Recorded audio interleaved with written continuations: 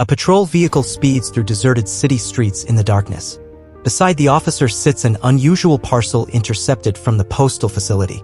Initially appearing ordinary, closer inspection revealed a suspicious return address with no matching identity. Upon opening, they discovered candy gummies and a handwritten message. Hidden beneath this innocent facade lay dangerous contraband, ecstasy tablets, LSD strips, and cocaine powder. Rather than confiscating the package immediately, authorities devised a strategic plan. They would monitor the pickup location, apprehend the buyer, and trace the distribution network back to its origin point. Law enforcement positioned themselves strategically around the target area. 2 officers concealed themselves behind a parked vehicle across the street from the locker. A third surveillance team operated from within a delivery van positioned down the block. They maintained their positions as daylight faded into evening.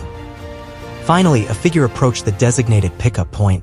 The individual walked cautiously toward the locker, scanning the surroundings one final time before reaching for the access panel. Then something unexpected occurred. The suspect froze completely, standing motionless before the metal compartment. Officers watched in confusion as the person remained statue still. The reason for the suspect's hesitation became clear when officers realized what had happened. In the reflective surface of the metal locker, the individual had spotted the surveillance team. Without warning, the person bolted at maximum speed through the urban landscape. Officers immediately gave chase, believing they were about to dismantle a major narcotics operation before it could fully establish itself. What they couldn't have known was their timing was already too late. Over 300 similar packages were already in transit across the distribution network. The operation appeared to be the work of a sophisticated criminal organization. Nobody suspected it was actually managed by a teenager from his bedroom. Leipzig, Germany, 2013. Friday evening celebrations filled the streets as students marked the end of their academic term. Music blared from every direction while young people gathered with drinks and laughter. Everyone seemed to be creating unforgettable memories and living their best lives. Everyone except one individual named Max. Just blocks away from the festivities, Max remained isolated in his bedroom, completely focused on his computer monitor. While his classmates forged social connections and celebrated together, he was engaged in conversation with an anonymous contact on the dark web who used the alias Dummerschwein. This marked the beginning of his journey into the underground digital marketplace. Max was barely out of his teens when he first encountered Silk Road, the infamous hidden marketplace where virtually anything could be purchased. The site offered illegal narcotics, fraudulent identification documents, and sophisticated hacking tools, all available with simple mouse clicks. Max began exploring this digital underworld with a mixture of shock and fascination. The website's appearance was unprofessional and chaotic. Product photographs were blurry and low quality. Many vendors couldn't even spell correctly in their listings. However, one aspect captured Max's complete attention: the substantial profits being generated. People were earning serious money through these underground transactions, and Max wanted to understand how. Max dove deep into customer reviews and vendor ratings, analyzing hundreds of product listings and thousands of user comments. His browsing evolved from casual curiosity into serious business research. He discovered discussion forums where participants openly shared insider knowledge, pricing strategies, delivery methods, and techniques for maintaining anonymity. The conversations revealed actual wholesale costs compared to street prices, often showing markups of 200 to 300%. Max recognized that while Silk Road's concept was revolutionary, its execution left much to be desired. He believed he could create something superior: cleaner interface, faster service, and more reliable operations. Rather than simply being another customer, Max began studying every operational detail with entrepreneurial intent to maintain complete anonymity. Max mastered Bitcoin cryptocurrency transactions and advanced privacy techniques. He didn't rush into large-scale operations immediately. Instead, he placed several small test orders to understand the system's mechanics from a customer's perspective. He meticulously observed delivery timeframes, packaging methods, and every minor detail that could impact success or failure. Then came the game-changing moment. Federal authorities shut down Silk Road completely. To Max, this wasn't a setback but rather a golden opportunity. If law enforcement could eliminate the world's largest dark web marketplace, perhaps he could construct its superior replacement. He envisioned creating not just another vendor, but a legitimate brand operating like Amazon within the hidden internet. Max understood the risks involved were enormous. A single mistake could result in police discovering his identity and location. However, he was determined not to repeat others' errors. While police were busy investigating the party where his classmates had been caught with contraband, Max was quietly preparing to launch his own operation. His appearance and background were completely unremarkable. A typical middle-class teenager with nothing suspicious about his lifestyle or behavior. Nobody could have imagined he was about to establish a major drug distribution network. His website design was sleek and professional, resembling legitimate e-commerce platforms rather than typical dark websites. Before companies like Tesla or Uber made clean design fashionable, Max was already using aesthetic appeal as a competitive advantage. One evening, Max posted the link that would change everything. Shiny Flakes was officially online and operational. He vividly remembered processing his first order, carefully packaging a small box and depositing it in a random mailbox as if it were ordinary correspondence. His heart raced with anticipation and fear. Nothing happened initially. No police investigation, no suspicious inquiries, just a simple email confirmation the following day. That's when Max realized his system actually worked. He personally handled every order, creating fictitious return addresses and distributing packages across multiple locations throughout the city. All of this occurred under his parents' roof, who assumed he was simply spending long hours studying. They heard typing sounds late into the night, completely unaware that something significant was developing behind the bedroom door. One Monday morning, Max implemented a bold new strategy for handling a particularly large order that was too risky for his usual pickup methods. He selected a random nearby address and approached the building wearing casual clothing with his head down, acting as if he belonged there. Using the tracking information on his smartphone, he waited outside calmly. When the delivery driver arrived precisely on schedule, Max confidently approached and claimed the package was intended for his uncle who wasn't currently home. He provided the address and displayed the tracking screen convincingly. The driver briefly checked the name, looked at Max, and handed over the package with just a signature required. Max walked away casually as if it were just another routine morning, then returned home to begin processing the order. Max's business expanded rapidly as daily orders increased and customer satisfaction remained consistently high. Positive reviews began flooding in regularly. Max wasn't simply selling prohibited substances, he was constructing something customers genuinely trusted and relied upon. Buyers trusted Shiny Flakes more than their local street dealers. Customers didn't need to meet anyone in person or leave their homes. There were no risks or uncomfortable face-to-face transactions. Orders arrived through regular mail service like ordinary packages, always punctually and professionally sealed like birthday gifts. For customers, the experience felt secure and convenient. For Max, it seemed like intelligent business strategy. Customer loyalty developed quickly, with most buyers returning for repeat purchases after their initial positive experience. Growing demand pushed Max to expand his operations significantly. He began purchasing inventory in bulk quantities and dividing everything into smaller individual portions. He personally tested all packaging materials, shaking and squeezing samples to check for noise levels and durability. He replaced noisy packaging with quieter alternatives, experimented with different tape types, and reprinted labels when corners didn't adhere properly.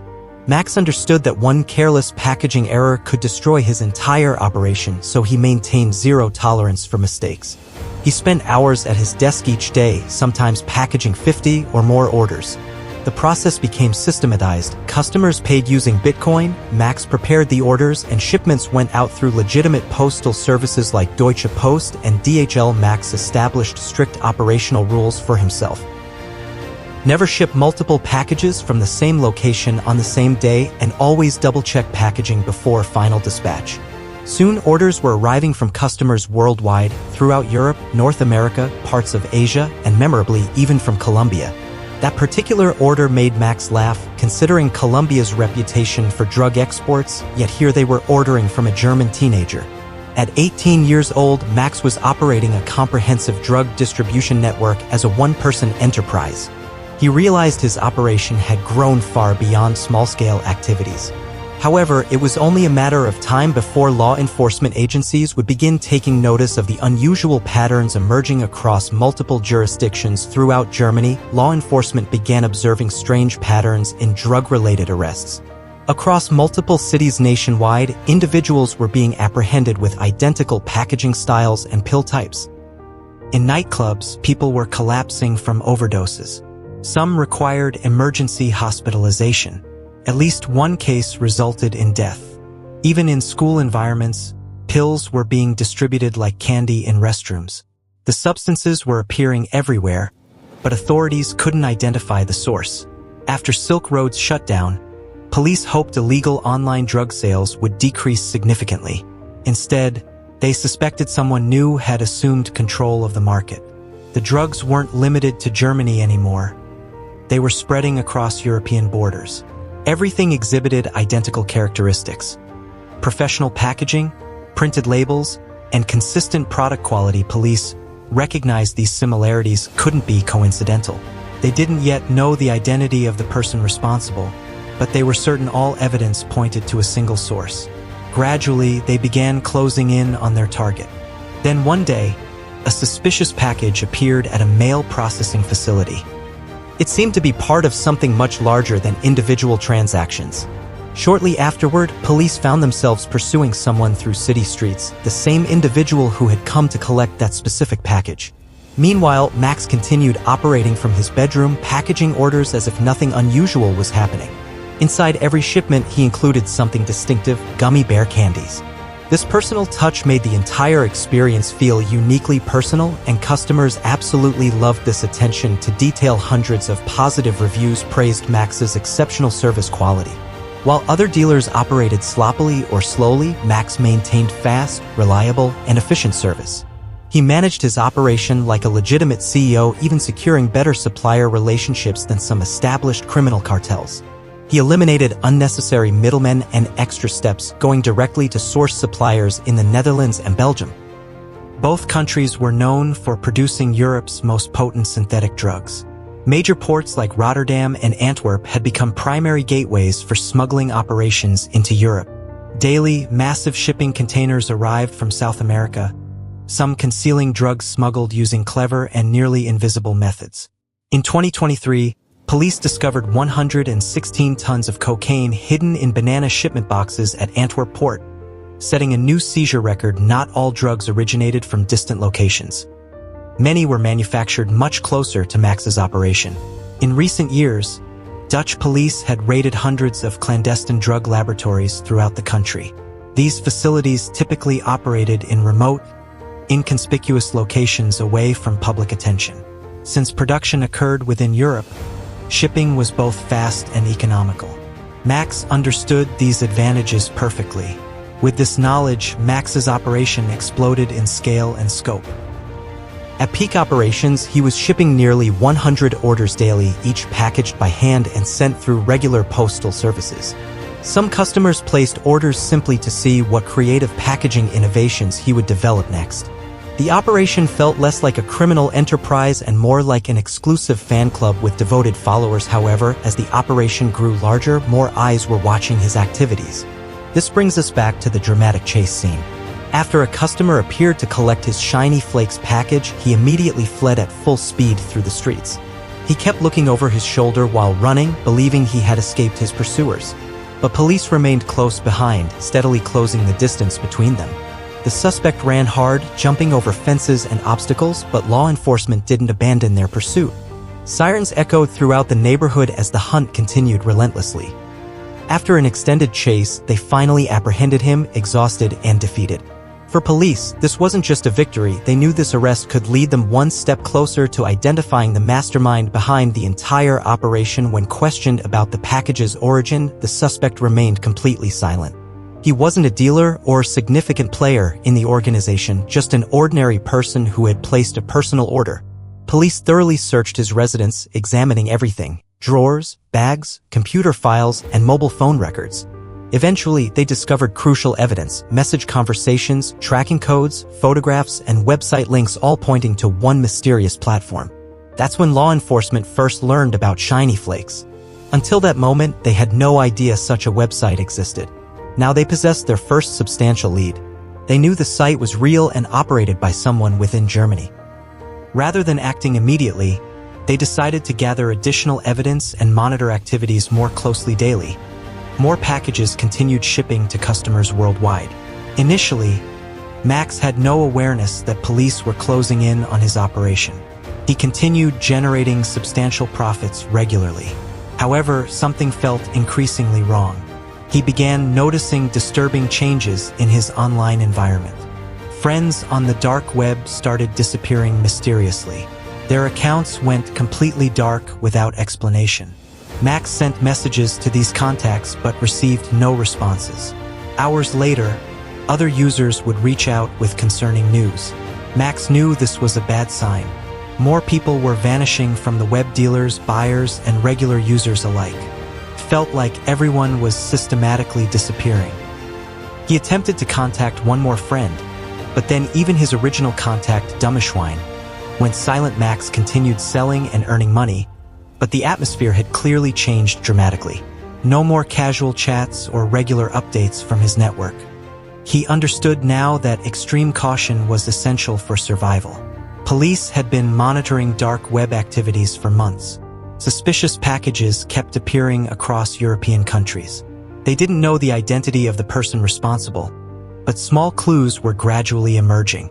Each time they apprehended someone collecting a package, they conducted thorough interrogations. Most suspects said nothing, but a few provided small pieces of the larger puzzle. Slowly but surely, the complete picture began forming. Most packages traced back to one specific city. Leipzig, a quiet German city with nothing obviously suspicious on its surface, yet something significant was hidden in plain sight. Police narrowed their focus significantly and began surveillance of shipping centers, reviewing security camera footage, and mapping delivery locations systematically. The pattern became unmistakably clear. Then one day, all the pieces aligned perfectly, pointing to one specific location. It was time to take decisive action in Leipzig. The city appeared peaceful from external observation, but inside one apartment, a teenager was operating Shiny Flakes like a well-oiled machine. He understood the risks involved but wasn't particularly worried about discovery. He had dozens of cryptocurrency wallets hidden in various locations. If circumstances became dangerous, he could disappear completely. However, Max didn't want to vanish, he wanted to expand further. He began planning something much bigger. Perhaps a warehouse, maybe employees, a complete operation functioning like a real company hidden in the shadows, similar to fictional characters like Gus Fring or Heisenberg from Breaking Bad, but operating in reality. Sometimes during late nights, he read news stories about other dealers getting arrested. Max didn't compare himself to those failures. He saw himself as a young Walter White who wouldn't repeat the same fundamental mistakes. But the truth was that walls were already closing in around him. He simply couldn't sense them approaching yet. To him, it seemed like just another ordinary morning. He had no idea everything would end today. Nothing appeared different or felt wrong in any way. But outside his residence, the trap was already prepared. Police had been planning meticulously for weeks, and now the time had come for action. They possessed his name, his address, and were finally ready to execute their plan. But how did they manage to identify him? After Red Bull, one of Max's associates was arrested, and police discovered a locker address in Leipzig among his possessions. From that point, they monitored every package station throughout the city until one face appeared repeatedly at multiple locations. That's how they identified their primary target. Before sunrise, a specialized team dressed in black tactical gear assembled near Max's house. They wore bulletproof vests, brought trained dogs, and moved in complete silence. They couldn't risk Max deleting evidence or escaping during the raid. Inside the house, Max was still in his pajamas as his computer was just starting up for another day of operations. One officer stepped forward carrying a black battering ram, a steel device designed to break down doors within seconds. The entire team held their breath in anticipation. Everything had led to this crucial moment. The first impact cracked the door frame significantly. On the second hit, the door flew open completely. Officers rushed inside shouting, "Police! Get on the ground!" Before Max could react or move, they had him completely restrained. They handcuffed him immediately and removed him from the premises. However, the real objective was his bedroom. Initially, it appeared like any typical teenager's room until they examined it more carefully. They discovered stacks of shipping labels, envelopes with fake names and return addresses, rolls of postage stamps, and boxes filled with various pills. Another container was packed with gummy bear candies. In the closet, they found even more packages, all prepared and ready for shipment. On his desk, his laptop remained open and active. Displayed on the screen was the Shiny Flakes homepage, still operating live.